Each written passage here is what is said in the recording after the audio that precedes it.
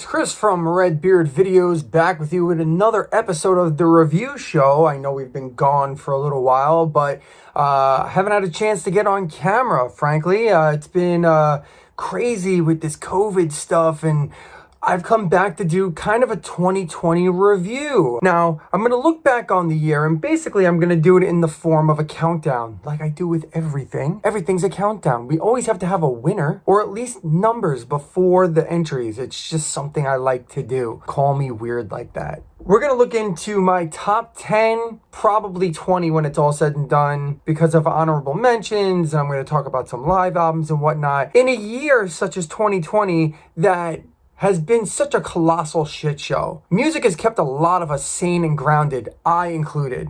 And I will say, news from the music world has even tested me from time to time this year. So let's start with the bad news, right? Let's get the bad news first. I know the old adage is, and actually it's interesting that I'm going to start with this bad news because there is a great song by this artist called Good News first, but we're going to start with the bad news first. Tragedy struck my music world this year, actually 3 times, but we're only going to talk about 2 of them because 2 of them are cataclysmic, and the third one was kind of bad, but not so much that I need to devote a ton of time to it. The first one was the death of Neil Peart from Rush, and then the second one later in the year was guitar legend Eddie Van Halen passing away. Now, I've been a fan of both of these artists since I was a wee little child. Eddie Van Halen's work was something that dominated my musical tastes very early on. Tons of videos on MTV and radio airplay and all of that type of thing. Van Halen was kind of everywhere early on in my life. Van Halen was an inescapable force most of my childhood.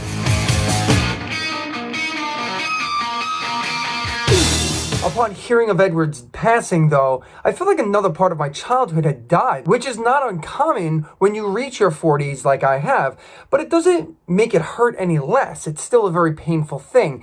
I went on to create a top 10 list on this very channel, which served very much as therapy for me, and you can check out the link for that down in the description. When I was doing that list and while I was researching it, I kind of realized, even though I hadn't listened to Van Halen nearly as much as I did in the past, it definitely influenced my musical taste throughout the years.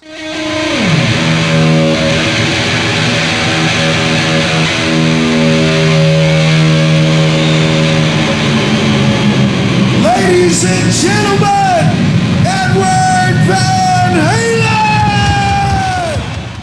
Now, Neil?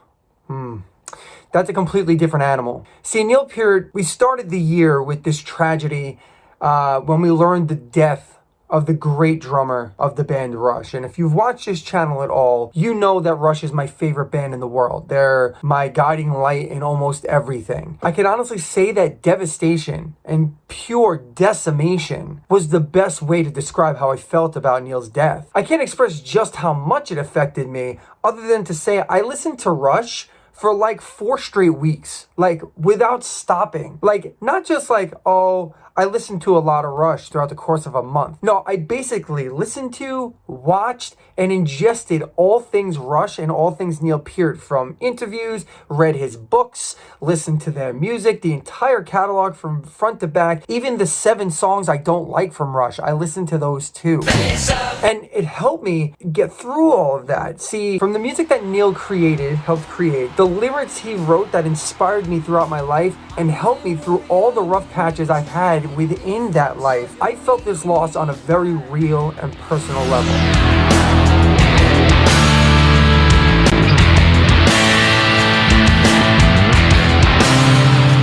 This felt like a best friend or a family member had died.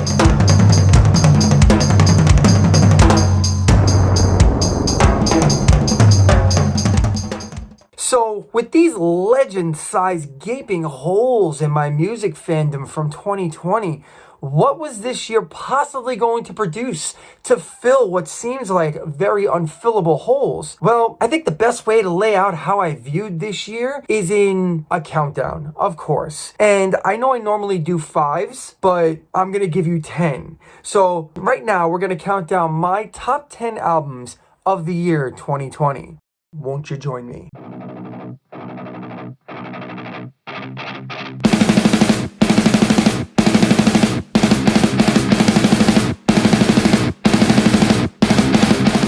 sixth album will serve as a statement of purpose for a band that's been gaining steam over the past 10 years. A concept album that is meant to be paired with 2018's Vector, but was not purposely named Virus to reflect the times, brings everything Haken is about together in one concise 60-minute package.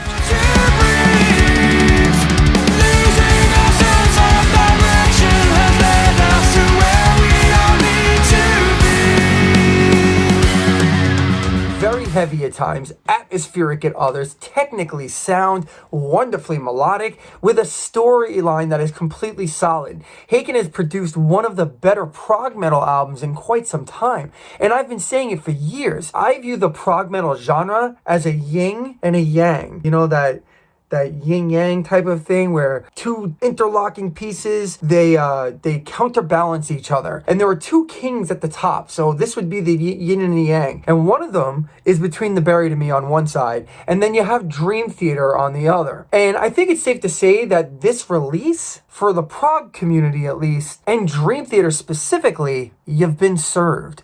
Haken's coming. I think they will assume the Dream Theater position soon enough. Between the Bury to Me is still pretty young. They're going to be around a little while. Dream Theater is getting a little long in the tooth, and even though I love a lot of what they do, and one of their releases will show up in this video in one way, shape, or form, I think Haken very much made a statement with 2020's Virus.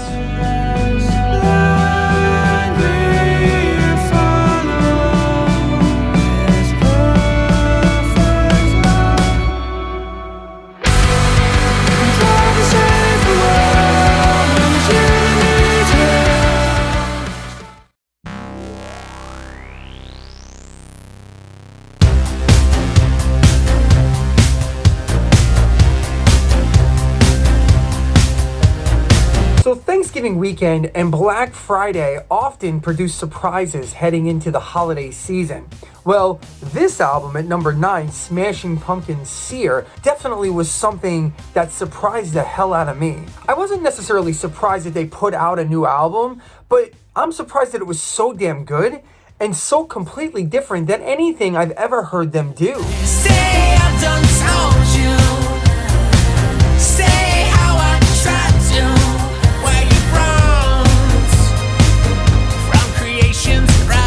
Simply put, this is not your father's Smashing Pumpkins. If you're looking for the heaviness of Zero, or Bullet with the Butterfly Wings, or that grungy sound of Today from the early days, you're not going to get it with this newest release.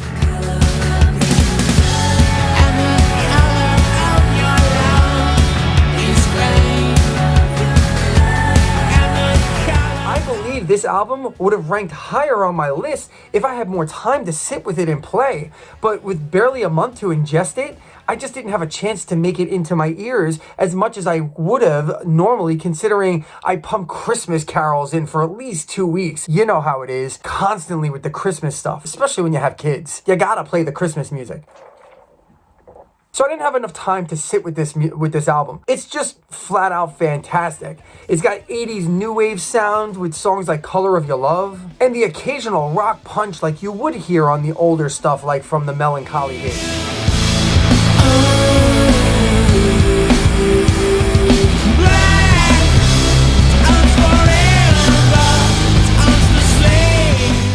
This album gives you everything that you could ever want from a rock band whose glory days were set in the mid to late 90s. This is a great reinvention of a sound. The only true recognizable sound here from the Smashing Pumpkins past is Billy Corgan's unique voice. And I'll be one to be honest here, I haven't always loved Billy Corgan's voice, but I really do like it on this album. It really sits well with me, and it's a good album overall.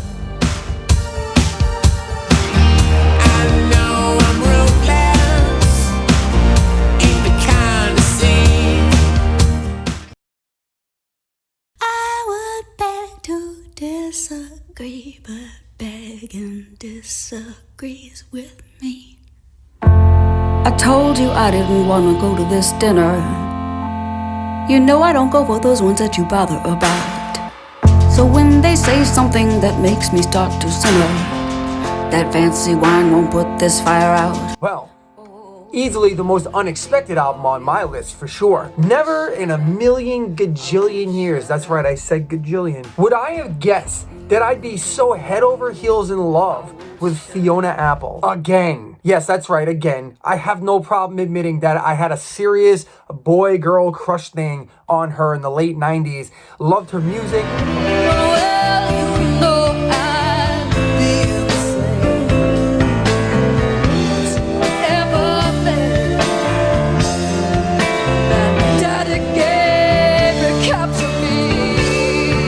Loved her look, loved her personality, the way she approached things, the whole package. I was a Fiona Apple fan. I was here for it. But then, after her second album, she kind of disappeared to me.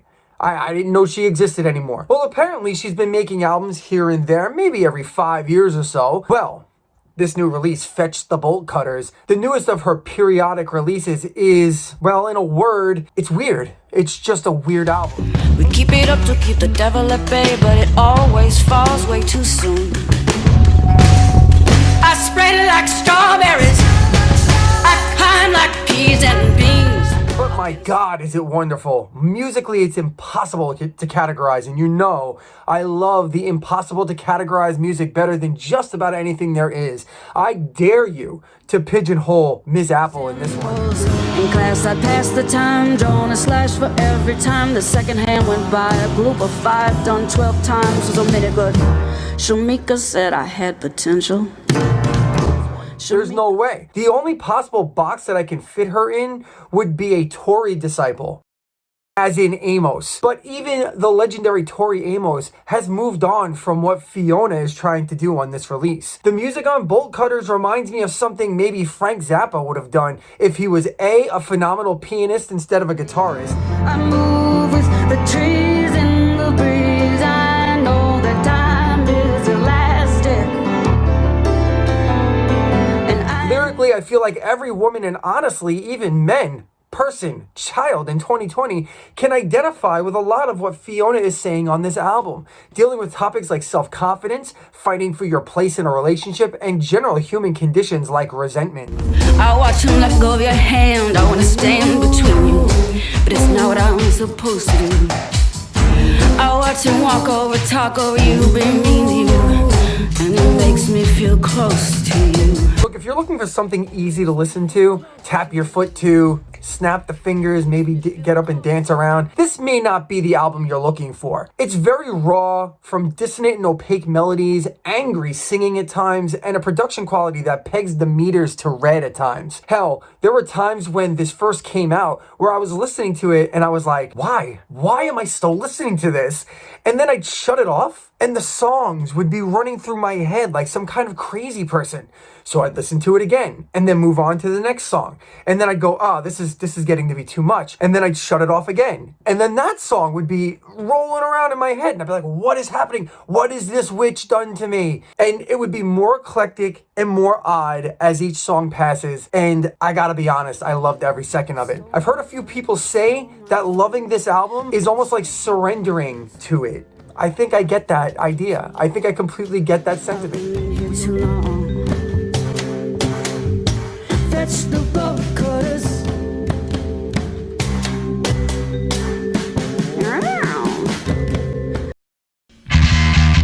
There's something inside this confusion So I've already done an in-depth review on this one, and right here on the review show, sitting in this seat with this backdrop behind me, I have done an extensive review on the Deftones release this year, Ohms. So I'll link that down in the description. I'll just do a quick overview here, though, if you don't want to sit through the entire review. Deftones are simply put back, and this is their best effort since 2010's Diamond Eyes. Heavy, angry, with moments of atmospheric ponderance. This is just a great metal album for the times. Vocalist Chino Moreno really shines on this album, and I, for one, can't wait until the Deftones can support this release with a tour, because honestly, the strength of this band is in their live performances. Very powerful live. So I'm looking forward to hearing these songs in a live setting. Deftones, Ohms, great album. So we slip into a hopeless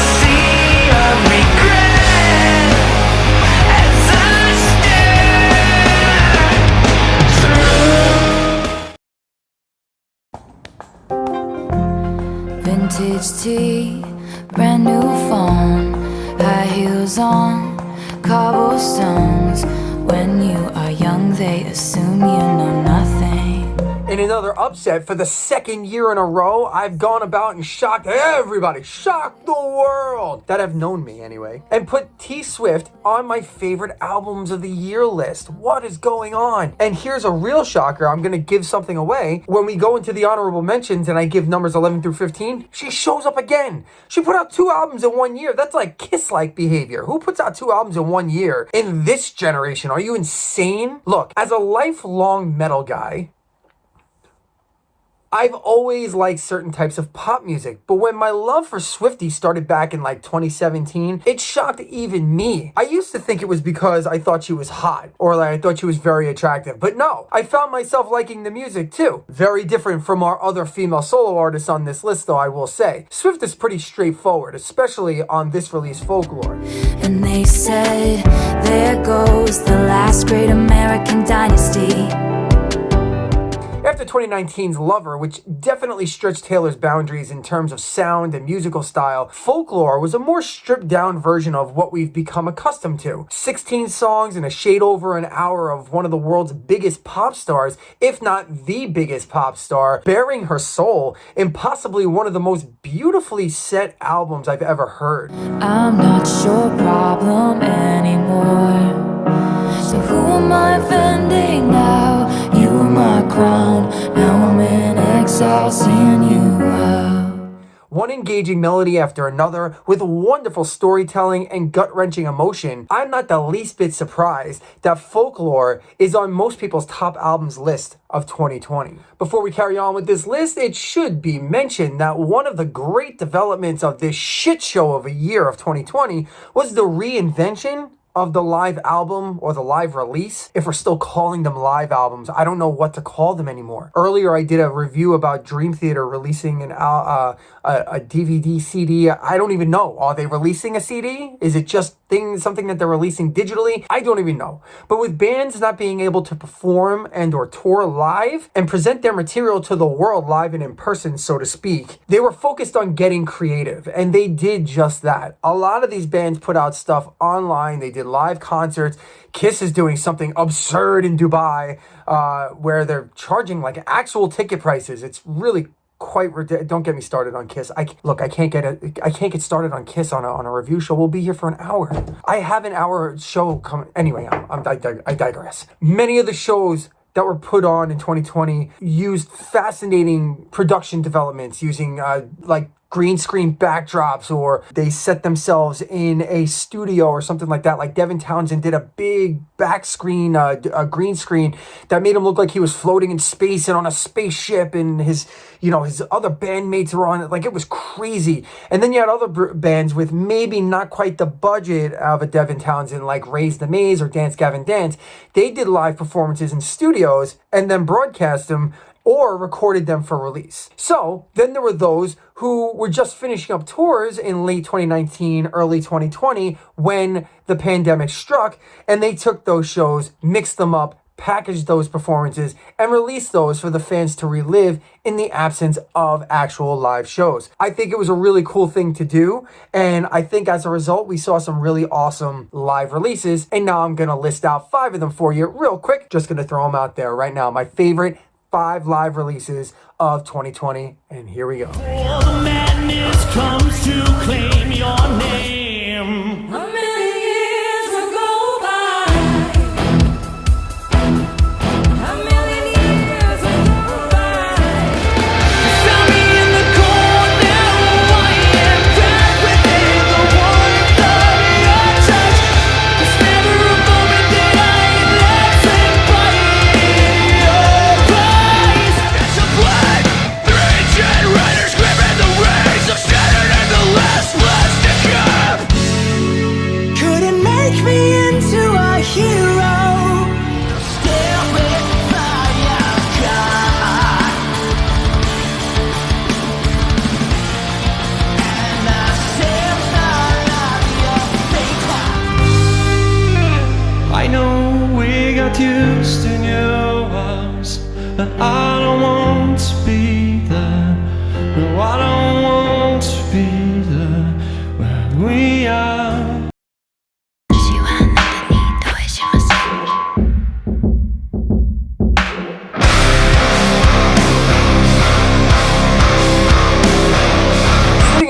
5 spot here on our top albums of 2020. This artist is quite the opposite of your standard pop stylings, that of a Taylor Swift. Poppy is an Another one. Poppy is an Another one. enigmatic. Jesus Christ. Poppy is an Another one. enigmatic. Another one. Poppy is an Another one. Poppy is an enigma. She's a pure enigma. So much so that even trying to slap a label would cause your head to potentially, like, there would be no way. You're gonna get the heaviest metal mixed with an 80s style of metal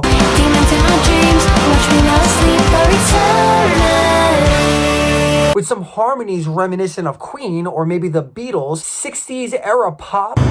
Some people like candy, some people like coffee. Infused with some psychedelic rock. And don't forget that 9 Inch Nails Ministry influenced industrial metal. Bury me 6 feet deep, cover me in concrete. And some electronic pop on top of that. I mean, this is all just in the first 5 minutes of the album. Bury me 6 feet deep and just cover me in concrete. Please turn me into a street. Yeah, Poppy sings with a very sweet voice and looks like the American version of an anime doll. You can be anyone you want to be. You can be free. You can be free. This is a mind-bending release that you really just need to listen to know what it's all about. I've gone into detail about Poppy in a prior video, which I will also link in the description below. I think I'm starting to repeat myself a little, but it's the end of the year. It's a year in review. What are you gonna do? Keep telling yourself that you've been playing nice and go beg for forgiveness from Jesus the Christ. Beg for forgiveness from Jesus the Christ. Beg for forgiveness from Jesus the Christ. Keep telling- Do you crave a greater reason to exist? Have you always known that symmetry is found? Out of all the artists and bands that missed out on opportunities to tour in 2020, I believe this artist, Dance Gavin Dance, might be the one that missed the biggest. When Afterburner was released in the spring, a huge tour of the country was planned, and Dance Gavin Dance were poised to become, in my opinion, the next big thing in rock and metal. Remember when we felt to live?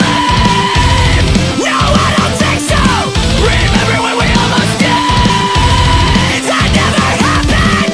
This album soared up the charts. It created a whole lot of buzz. I believe with a supporting tour, this would have launched Dance Gavin Dance into the headlining festivals level of things, which this day and age is kind of the pinnacle of a rock and metal band. Now, sadly, that couldn't happen, but that doesn't mean that this album wasn't a success. With several videos, a graphic novel released to support the album, their continued strong social media presence, and now a live album that was released on Christmas Day, I think the opportunity has not been completely lost, and that 2021 might see Dance Gavin Dance achieve the level of greatness I predicted for them this year. Clouds are spinning half-fast round.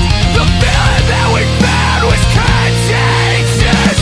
Heal my soul, 'cause I'm 1 in a million. As far as the album itself goes, Afterburner is a very solid album. It's definitely caught some flack from fans for its perceived poppier sound, but I feel it's just as heavy as a whole as their previous album, Artificial Intelligence, which might have been trending towards a poppier sound as it was.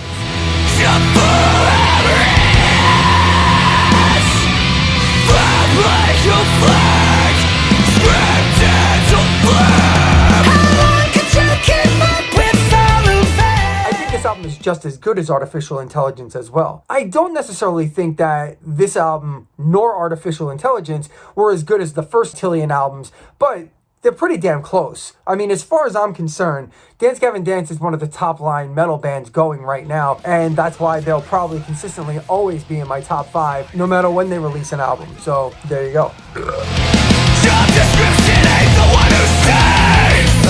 Hey! How do I say hi to another guy when I wanna take?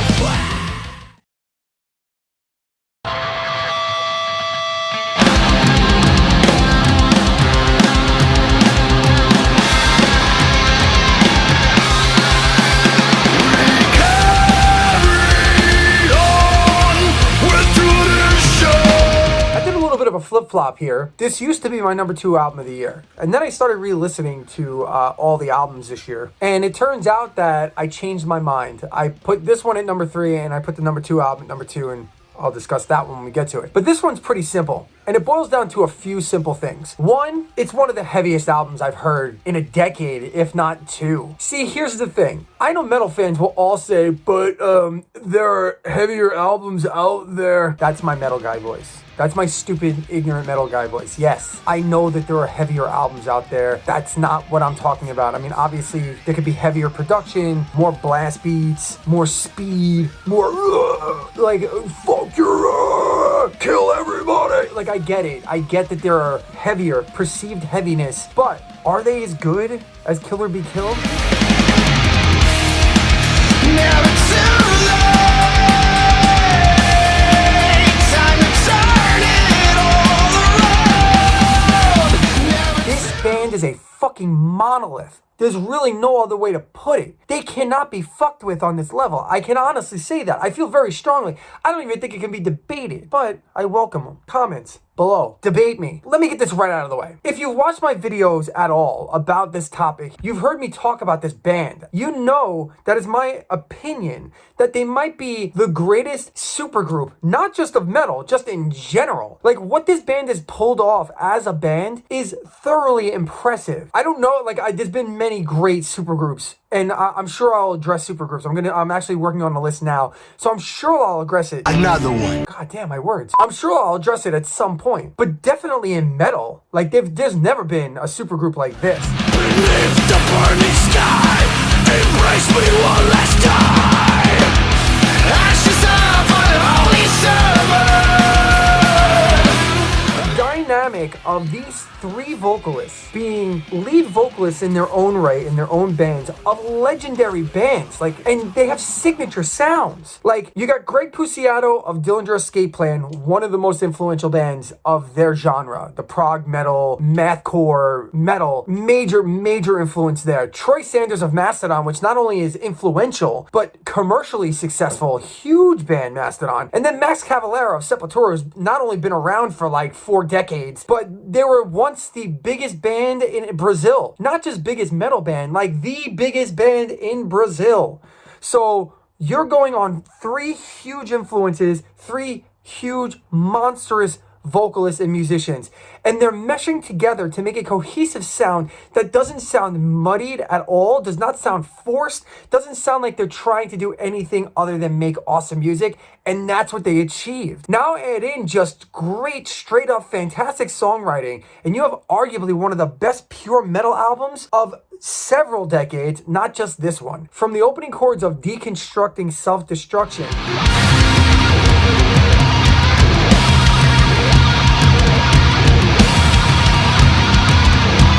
the frenzied Filthy Vagabond,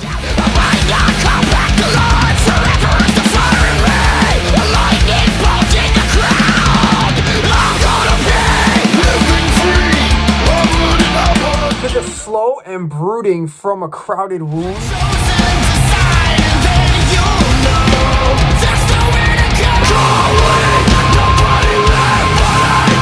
and the heavy, slow ballad that is the title track to close this album out.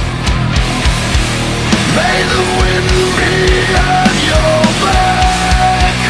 May the wind be at your back. And the sunshine. Oh, this is one hell of a release, and really every single metal fan should have this in their catalog of must listens. You have to check it out, and it has to be in your top 5 if you're a metal fan. I can't see it any other way.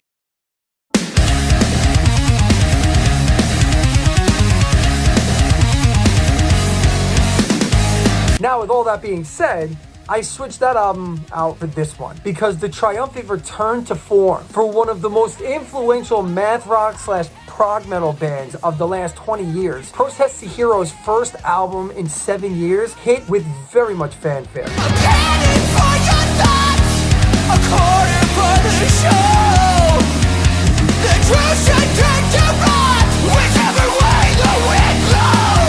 Protest has influenced many bands of this generation, from Periphery, who is in our live section, which you saw, to our number 4 band on this list, Dance Gavin Dance, no doubt. This concept album is musically brilliant, with a phenomenal performance by vocalist Rhodey Walker, especially considering that stories rumbled about that he had vocal cord surgery right before the recording of this album. Rhodey had spoken about having vocal issues in the past, and as a huge fan of this band and a vocalist myself, I could hear the changes he has made, and to me, he sounds so much better than he ever has. I'm standing here in disbelief, like how in the hell is this happening to me? Is this happening to me? Stylistically, Palimpsest, which is the name of the album, it took me a while to get to learn how to say that one. Palimpsest is more or less status quo for Protest the Hero. Not a lot of style changes here, but PTH's status quo is better than just about anyone else in the game. And they added elements to their regular sound. Keyboards and orchestral arrangements play a huge part in the sound of this album, which are things PTH never really dove into, but they did effectively on this one. It's your vacation, your holiday. It's your vacation, your holiday.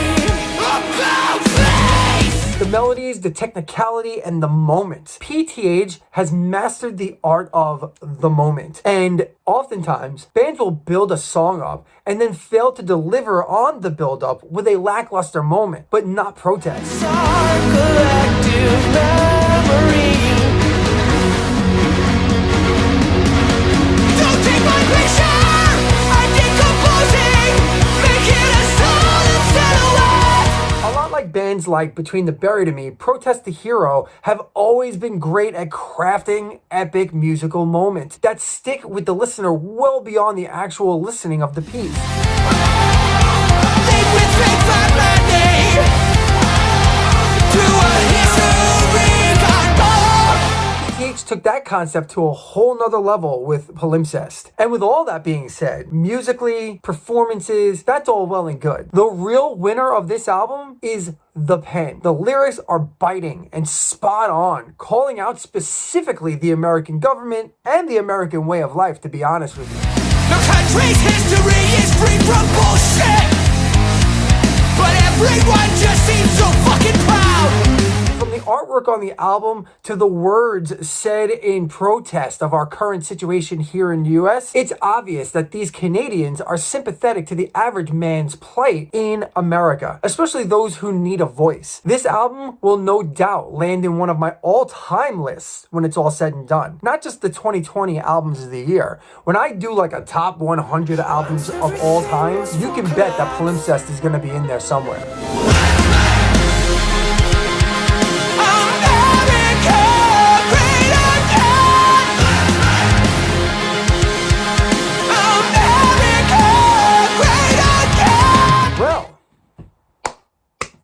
That brings us to our number 1 album of 2020, but before we get to that, let me just remind you of our social media pages because, well, that's where you can talk to me. Of course, you can hit me in the comments below, right down there. Just hit the comments right down below. You know how I like to type, right at the eyes. If I could have fingers pop out of my eyes and type, I would do that, but I can't. So I have to type like regular people, otherwise they will stare at me when I'm at Starbucks. At VideosBeard on Twitter or Redbeard Videos at Facebook. Those are the social media pages. That's where you can reach me. Or like I said, you can comment down below, like, subscribe, the whole 9. Just do it. You know you want to. Now, we're going to get to our honorable mentions, which actually stands as our numbers 11 through 15 albums of 2020. And from top to bottom, here we go.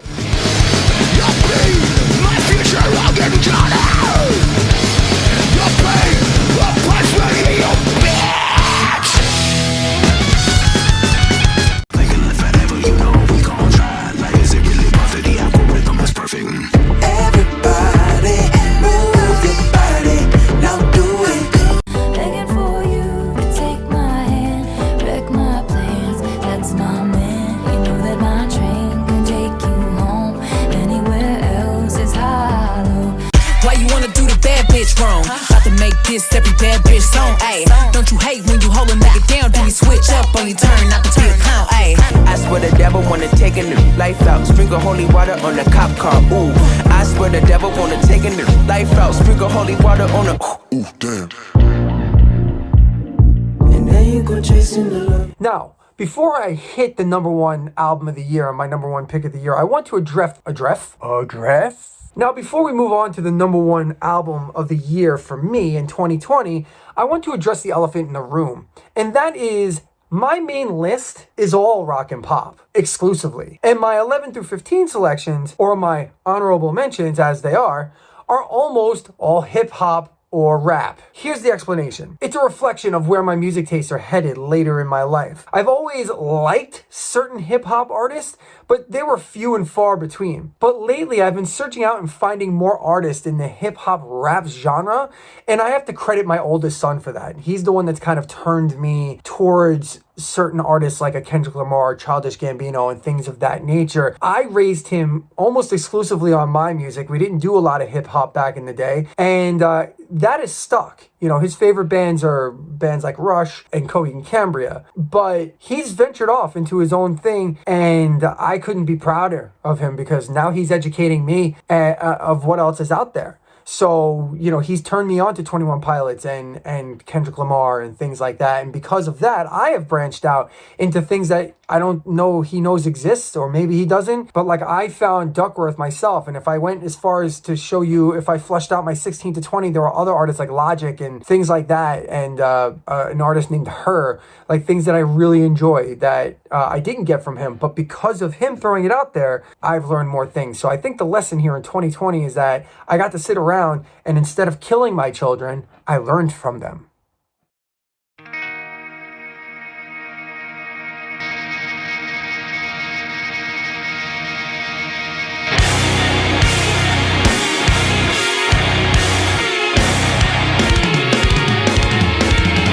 Our number one album of 2020 was probably the first album I truly fell in love with this year, and it broke me out of the post-Rush Neil Peart death malaise, and that was Intronaut's Floyd Existential Inversions. I don't really have a ton to say about this album because it's just phenomenal. I mean, Intronaut is quite possibly one of my top 5 favorite bands in existence right now, and I wish that more people love them because I want them to put out more stuff. And the album is just flat out heavy, but with every album they trend towards more prog and less doom.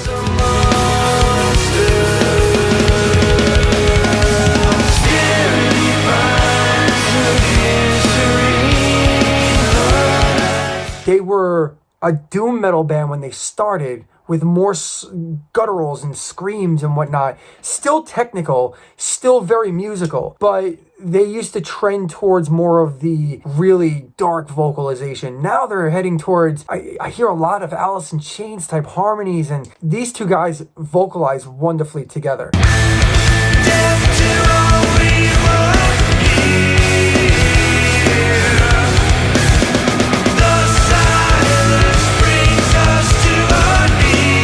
Alex Rudinger plays the drums on this album, which at first was disappointing to me because I'm a huge fan of Danny Walker, but it didn't take away from the album. I just had to adjust. It's a different playing style. I noticed it at first for a second, but for the most part, Alex does a tremendous job on this album. And then, of course, when you're playing with a bassist like Joe Lester, you can't change a whole lot anyway because he's just solid and amazing. So Here lies a man who fell victim to pride.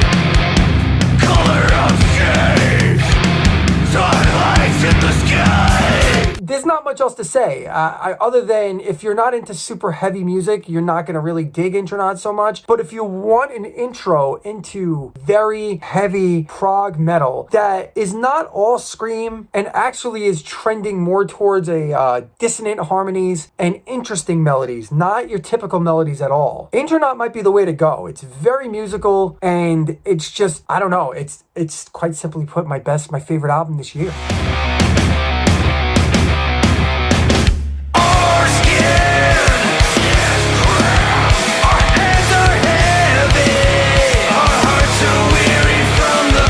And that's it. That's my list. That is my top 10, 15, actually my top 15 albums of 2020, plus 5 live albums that we threw out there to you. I hope you enjoyed it. Share with me your list. It doesn't have to be a full 15 if you don't want to flesh out 15, but tell me what your favorite album this year is, or tell me if one of my albums here rated as one of yours as well, or tell me if you think my list is stupid and you don't know what the hell I'm doing. How is Intronaut and Taylor Swift on the same damn list?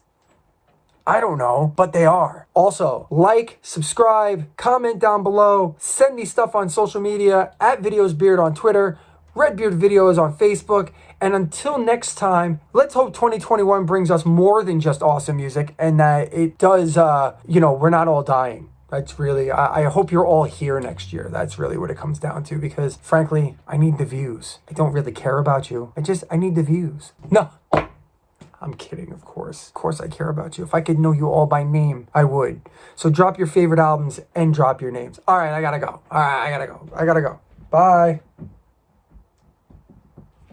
Just kidding. It's 2021. I'm back, baby.